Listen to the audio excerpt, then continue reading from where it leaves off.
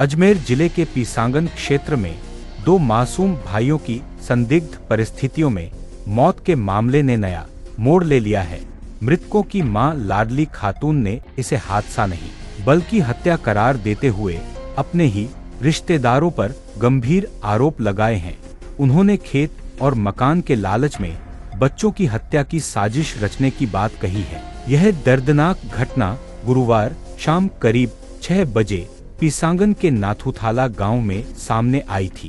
जब लाडली खातून मजदूरी से लौटने के बाद घर में घुसी तो उसके दो मासूम बेटे साबिर 6 और समीर 4 संदूक के भीतर मृत अवस्था में मिले। आनन फानन में बच्चों को पीसांगन अस्पताल ले जाया गया, जहां डॉक्टरों ने उन्हें मृत घोषित कर दिया। शुक्रवार को लाडली खातून ने एएसपी ग्रामीण दीपक कुमार को एक लिखित शिकायत सौंपी, जिसमें अपने जेठ और अन्य रिश्तेदारों पर हत्या की साजिश रचने के आरोप लगाए। मामले की गंभीरता को देखते हुए जांच की जिम्मेदारी सीओ ग्रामीण रामचंद्र चौधरी को सौंप दी गई है।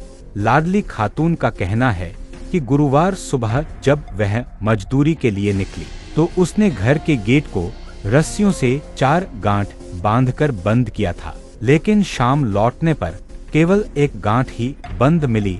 जिस संदूक में बच्चों की लाश मिली उसकी कुंडी बाहर से बंद थी, जिसे खोलने में काफी मेहनत लगी। मां का दावा है कि अगर बच्चों की दम घुटने से मौत हुई होती तो वे बेचैन होते या छटपटाते दिखते, लेकिन वे संदूक में सीधे लेटे मिले, जो उसकी नजर में किसी सोची समझी हत्या की ओर इशारा करता है।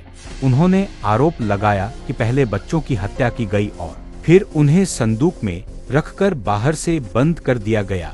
लाडली खातून ने अपने बयान में बताया कि वह विधवा है और पति की मौत के बाद बिहार और फिर दिल्ली में जीवन यापन करती रही। इस दौरान उसने इलाज और सिलाई के काम में काफी धन खर्च किया। उसका आरोप है कि उसके रिश्तेदारों ने दूसरी शादी की अफवाह फैलाकर उसके खेत और मकान पर कब्जे की साजिश रची। हालांकि गांव के कुछ लोगों की मदद से उसे उसका हक मिला, लेकिन रिश्तेदारों में इस बात की रंजिश बनी रही। भावुक लाडली खातून ने कहा कि अब उसे किसी भी तरह की संपत्ति नहीं चाहिए, बल्कि वह अपने बच्चों के हत्यारों को सजा दिलवाना चाहती है।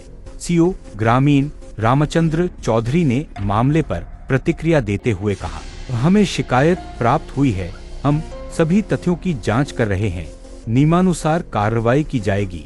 यह मामला अब एक संभावित हत्या की जांच का रूप ले चुका है और पूरे इलाके में शोक और सन्नाटा छाया हुआ है।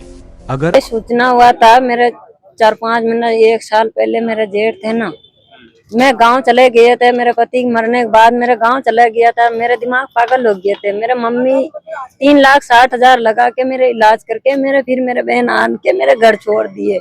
बोले फिर मेरे ससुराल वाला बोले ये दूसरे ठोर भर गया, वो नहीं आएगी, छोरा छोरी लेके वो शादी कर लिए। मैंने शादी नहीं कर रहे थे। मैंने दिल्ली में कपड़े की सिलाई करके मेरे बच्चे के कमा के मेरे बाल बच्चा को लेके आ गए। फिर मेरे बहन छोड़ने के लिए आई, यहाँ छोड़ने के लिए आई तो मेरे जेठ ने एक घर मकान वो बांट रहे थे, बड़े वाला एक छोटे वाले वो विधवा लुगाई सारे गुआड़ी में कहती फिर रहे थे। पूरा गांव में वो पड़ोस अड़ोस में मेरे खेत दिला दो, वो नहीं आएगी, दूसरी शादी कर लिए।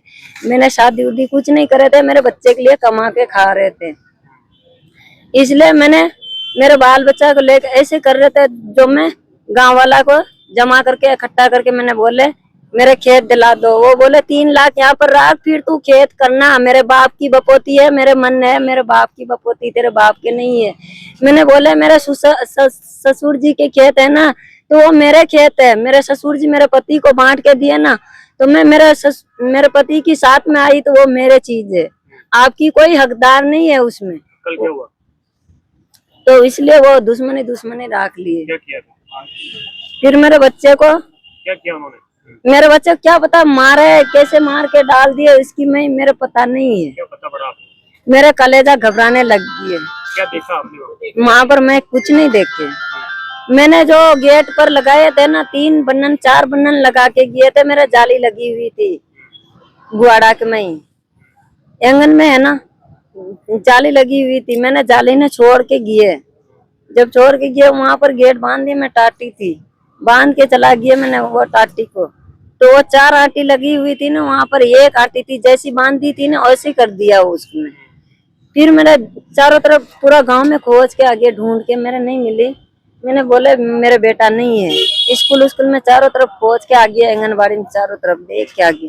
पूरा पड़ोस वाले में पूछी मेरे लड़का देखी क्या, वो बोला क्या पता नहीं, कुछ खून की लड़के थे। तो फिर मेरे जेठ को पूछे मेरे लड़का आई क्या भैया, मेरे बोला मेरे क्या पता तेरे औलाद के, तुम कहाँ गए थे। मैंने बोले मैं मजदूरी किए थे और क्या है, ऐसे बोल दिए। वो इसकी चेहरे उतार के बोले जैसे लगी कुछ हो गया, उसकी दरक लाग गया उसके कलेजा में। कहाँ मिले फिर बच्चे फिर आए, मेरे शंका हो गया। मैं फिर मेरे दूसरे घर में, जिस घर में मेरे बच्चा को रोटी रख के गए थे, सब्जी रख के गए थे गुआर फली की, वहां पर खोजे मेरे बच्चा, वहां पंखा चला के गए थे, मैं टेबल पंखा, वहां पर मेरे बच्चा बोले थे मेरा बिस्तर डाल दीजिए मैं सो जाऊंगी।